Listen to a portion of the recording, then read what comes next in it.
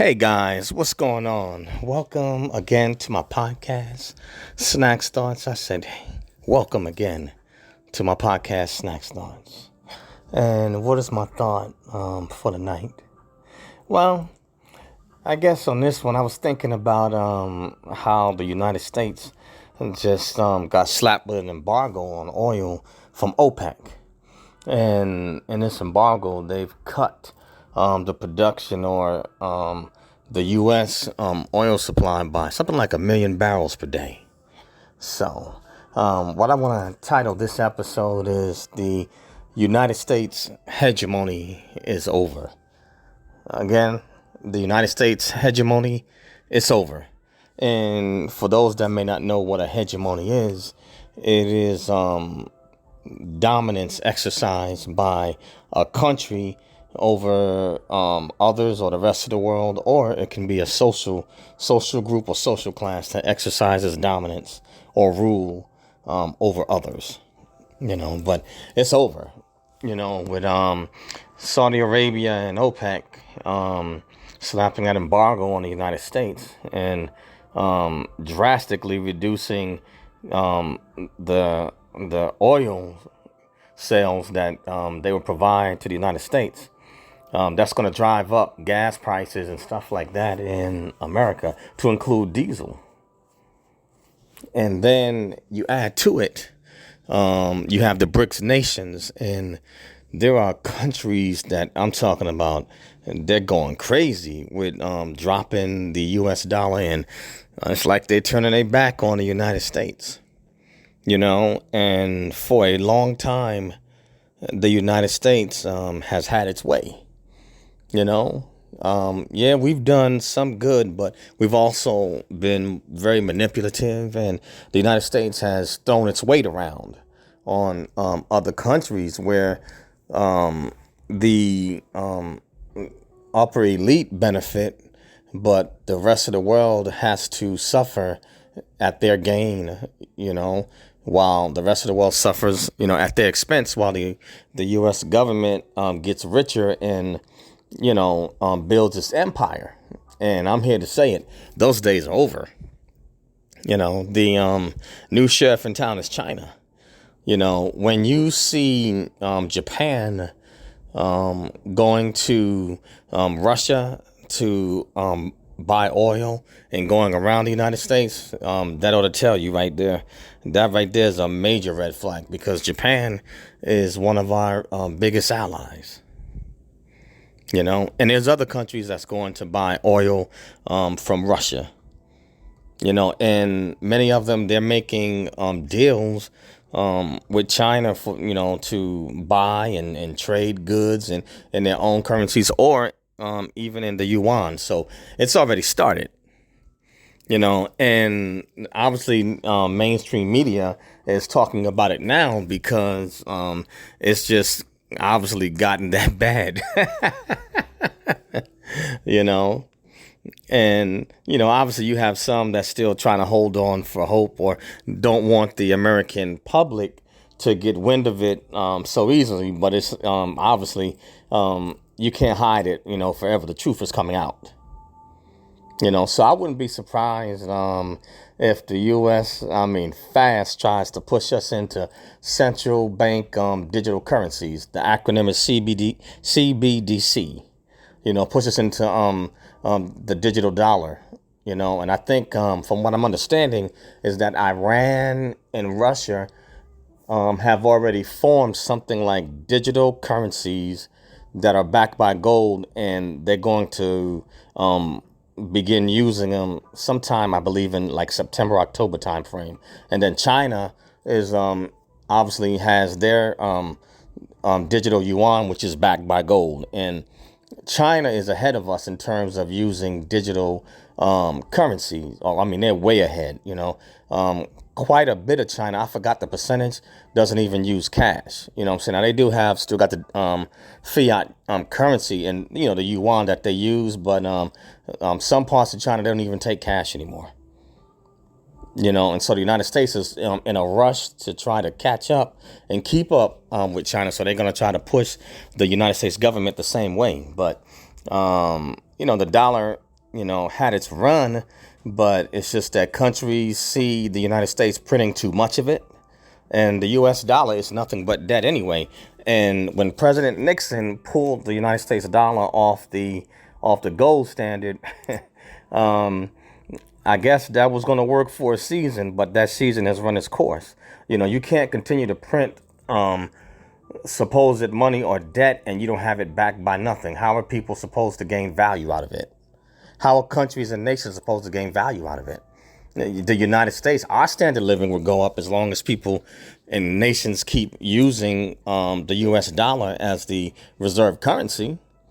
We would benefit because everybody's buying or purchasing United States debt. But when they start turning that debt back in through the bonds and treasuries and securities and, getting their money back, or countries start requesting their gold back, and they move out of the U.S. dollar, that flips back on us. Now, that means that cost of goods go up. That means inflation goes up. So that means that our standard of living begins to go down and cost of goods get higher.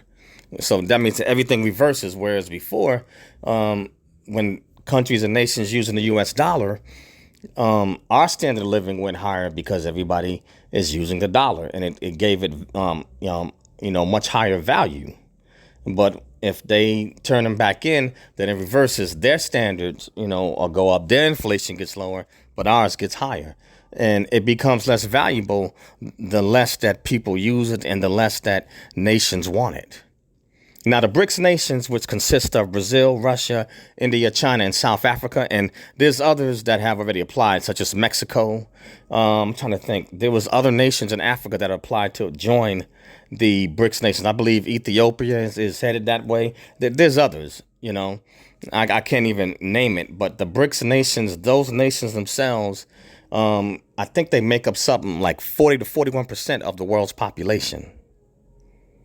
So if you have that much, or either maybe is it the economic, I have to double check that, but I think it's something like 41% when you throw in Africa in there, but it may be 41% of the global, I don't know if it's the economic, or I think it is the world's population, those 5 countries. And then you have the rest of Africa, that's they're headed that way, making deals with China because China invested into Africa, whereas the United States didn't. So countries are applying to become part of the BRICS. The BRICS beat out, I believe, the G7. So all of these are something I keep saying it on my podcast, and others are saying it, that this stuff is happening rapidly. The news media and some people, they're trying to slow down what's actually happening. They're trying to say, the U.S. dollar is not going anywhere anytime soon. The United States is not going to lose any power anytime soon. I beg to differ. I'm not saying that the United States won't be around, but I'll make the call and say it, and I'll say this is my opinion. China is the number one world superpower. And from what I understand, if they haven't passed the United States yet in terms of GDP, they're fast to pass us in wealth. It's soon to come. If it hasn't already happened, it's soon to come, either this year or not later than 2024, where they will surpass us as, the number one country in terms of wealth. This stuff is happening fast.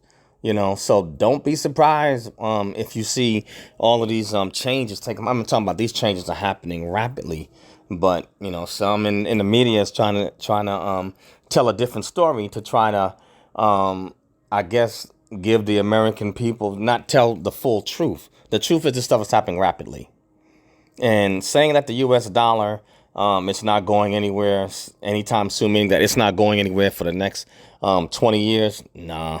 Not going to happen. 15 years? Nah, not going to happen. Like I said, it is my opinion. This is what I believe and what I'm seeing. I see the yuan becoming the world reserve currency. I'm gonna give it 5 to 10 tops. What I'm saying? Let's say maybe 10 tops, okay? Say 10 years tops, because with technology, things are moving so fast. And like I said, these countries are jumping to the BRICS like crazy. So I give it 10 years, 10 years tops, you know what I'm saying? But realistically, my deep down, I really think it's coming faster than that. I'm going to be honest. I think 5 to 7. And it could come faster than that, especially if we go digital, because China's already further ahead of us with the digital currency. They are ahead of us already. So if we go digital, China has that on lock, because their digital yuan is backed by gold. Ours, the digital dollar, it's not backed by anything. So it's the same as fiat currency. And the digital dollar, it is on the U.S. stock market, but the United States global hegemony is over. I think the United States made its mistake. Number one, pushing God out, prayer out of schools, and they push God aside. I believe that's number one, where they made their first mistake, because the United States became what it was because of its belief and faith in God. It was God that made this nation what it is, and that allowed us to become affluent and wealthy and blessed like we are. And we forgot about God. That was mistake number one. Mistake number two is that we spread ourselves way too thin. Way too thin. To have, and I'm prior military, you know what I'm saying? But to maintain global dominance, it comes at a cost. That means that you got to have military might and power to back that up, to enforce it. And, we have bases all over the world, what it costs to maintain a powerful military. And salute, to all my vets and to all the military guys. I want the military to remain strong, That's my brothers and comrades in arms, so salute to you guys, But I think that that's part of it. But we spread ourselves too thin. We got our hands in too many other nations' business. And we made a mistake and didn't take care of home. We're busy starting and getting our hands in wars and spending so much money that we took it out of the American economy. We shipped corporations shipped too many businesses and jobs overseas. That's another mistake. And so they figured that they'll make the goods in another country, third world, for cheaper, and then sell them back to the U.S. so they can make a bigger profit. Number four, we outsourced too much. We stopped producing here in America and relied on other countries to produce for us. We got lazy. We got greedy and we got lazy. So it's all of those things, and there's other things, other agendas that we allowed in and stuff like that, but printed too much money, trying to save the stock market and trying to basically bail out the elite or the rich to keep them from losing money at the expense of our economy and the middle class. So, and there's other things I can go with, but you put all that together, that's a disaster. That's a melting pot of disaster waiting to happen for any empire. But that's pretty much the deal. But our hegemonic rule or our hegemony, it's over. So the best thing I can say is that, like I said, the United States will still be here, but it ain't number one anymore. Or shall I say, it isn't number one world superpower anymore. And China is the big dog in town, and other countries, everybody's going to roll with the winner. And you're going to see these changes, like I said, you're seeing them happening now, but you're going to see these changes take place rapidly. Japan buying Russian oil, OPEC, with Saudi Arabia slapping an embargo on us.